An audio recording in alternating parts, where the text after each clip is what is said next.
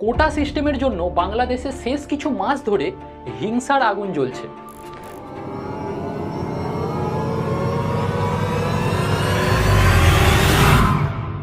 প্রতিটা ছাত্র এটা আশা রাখে যে ভালো করে পড়াশোনা করে সে একটা সরকারি চাকরির প্রিপারেশন করবে এবং বাকি সবার মতো তারও সরকারি চাকরি পাওয়ার সমান অধিকার থাকবে।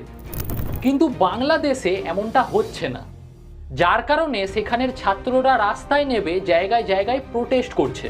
Bangladesh remains tense, with some students having vowed to continue protests. রাস্তায় আগুন জ্বলছে,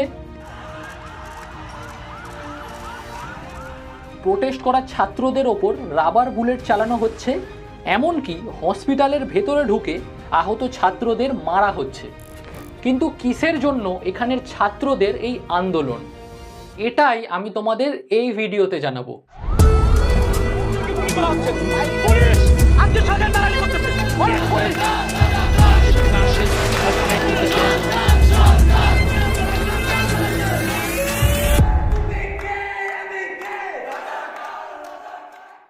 দেখো, এটা হলো ইন্ডিয়া এবং এর ঠিক পাশে এই বাংলাদেশে আজকের দিনে দাঁড়িয়ে ভয়ঙ্কর লেভেলের প্রোটেস্ট চলছে।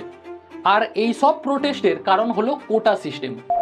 এমন একটা সিস্টেম যেটা শুরু করা হয়েছিল যাতে বাংলাদেশের স্বাধীনতা সংগ্রামীদের সরকারি চাকরি পেতে সুবিধা হয়।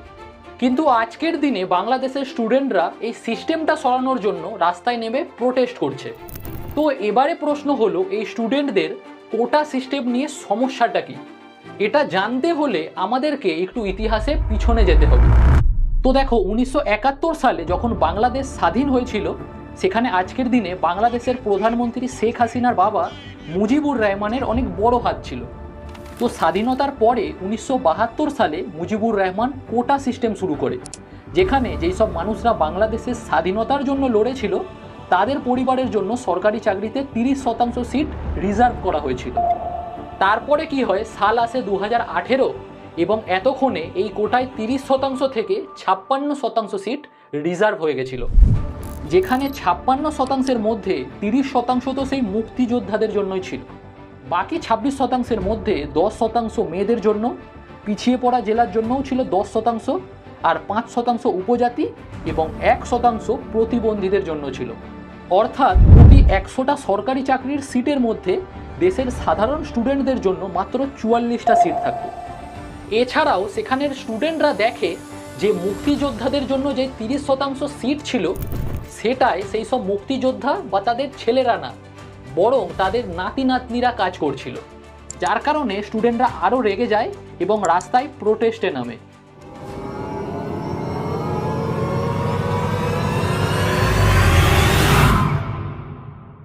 তো এই যে প্রোটেস্ট হচ্ছিল, এটা কোনো সাধারণ প্রোটেস্ট ছিল না, এটার অনেক বড় ইম্প্যাক্ট বাংলাদেশের সরকারের ওপরেও পড়ে, যার কারণে তারা অনেকবার এই স্টুডেন্টদের প্রোটেস্ট থামানোর চেষ্টা তো করে, কিন্তু সেটা সম্ভব হয় না।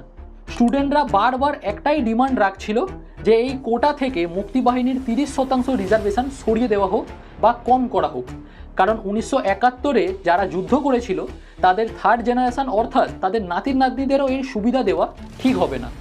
এছাড়াও দেশের সাধারণ স্টুডেন্টদেরও সুবিধা দেওয়া উচিত। একটা দেশের 100%-এর মধ্যে 56% কখনো কোটা থাকতে পারে না, কখনো থাকতে পারে না। কোনো সুস্থ একটা দেশে, সুস্থ সমাজ ব্যবস্থায় কখনো 56% কোটা এটা মেনে নেওয়ার মতো না। এখানে একটা জিনিস মাথায় রাখতে হবে যে এই স্টুডেন্টরা পুরো কোটা সিস্টেমের এগেনস্টে কখনোই ছিল না।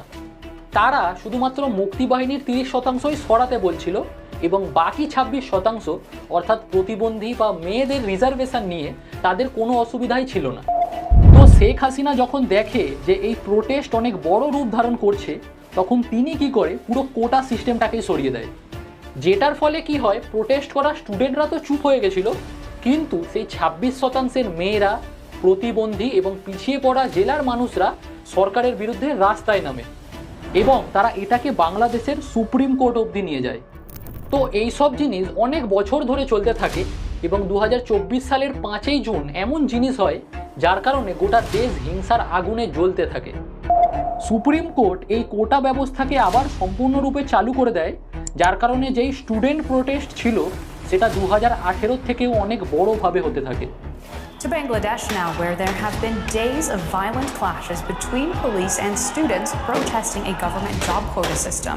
More than 100 people have been killed. Dhaka ইউনিভার্সিটির স্টুডেন্টরা সবার প্রথমে এটার বিরুদ্ধে আওয়াজ তোলে, আর কিছুদিনের মধ্যেই এর খবর সারা দেশে ছড়িয়ে যায় এবং সেখানেও প্রোটেস্ট শুরু হতে থাকে। এখনও অবধি প্রায় 133 জনের মৃত্যু হয়েছে আর 2500-এরও বেশি মানুষ আহত হয়েছে। এবং দেখতেই দেখতে ঢাকা ইউনিভার্সিটি থেকে শুরু হওয়া বিদ্রোহে জাহাঙ্গীরনগর এবং চট্টগ্রাম ইউনিভার্সিটির স্টুডেন্টরাও যোগ দেয়, আর এরা সবাই মিলে সরকারের এগেনস্টে রাস্তায় নেমে যায়। তো সরকার এইসব স্টুডেন্টদের থামানোর অনেক চেষ্টা তো করে, এবং তারপরে যখন সিচুয়েশান হাতের বাইরে বেরিয়ে যায় তখন পুলিশ এইসব স্টুডেন্টদের ওপর লাঠি চার্জ করতে শুরু করে, যেখানে প্রায় 6 জনের মৃত্যু হয়ে যায়। The violent clashes has led to the death of over 130 people, while thousands have been injured. এবং তারপরে 15 জুলাই যখন কিছু আহত স্টুডেন্ট ঢাকা মেডিকেল কলেজে ভর্তি ছিল, তখন সেখানে ছাত্রলীগের 20 থেকে 25 জন হাতে লাঠি নিয়ে যায় এবং তারা সেই আহত স্টুডেন্টদেরকেই মারতে শুরু করে। তো সরকারের স্টুডেন্টদের ওপর লাঠি চার্জ করার যে ডিসিশন ছিল, এর কারণে প্রোটেস্ট বন্ধ হওয়ার বদলে আরও বড় হয়ে যায়। যেখানে প্রথমে শুধুমাত্র ঢাকা ইউনিভার্সিটির স্টুডেন্টরা এই প্রোটেস্ট করছিল, সেখানে আজ সারা দেশের সব স্টুডেন্টরা এই সিদ্ধান্তের বিরুদ্ধে আন্দোলনে নামে। এবং আজকের দিনে বাংলাদেশে বিমান এবং রেল পরিষেবা বন্ধ করে দেওয়া হয়েছে। সব ধরনের সরকারি এবং বেসরকারি স্কুলের সাথে গোটা দেশের ইন্টারনেট কানেকশান বন্ধ রাখা হয়েছে। এই প্রোটেস্টের কারণে বাংলাদেশে এখনও অবধি অনেক ক্ষয়ক্ষতি হয়েছে। কোনো সরকারি বিল্ডিং জ্বালিয়ে দেওয়া, হাই রোডে ধর্ণা দেওয়া থেকে শুরু করে পুলিশের সাথে স্টুডেন্টদের মারামারি অবধি এই সব জিনিস দেখা গেছে। কিন্তু এত কিছুর পরেও বাংলাদেশের প্রধানমন্ত্রী শেখ হাসিনা এটা নিয়ে এখনো পর্যন্ত কিছু বলেনি।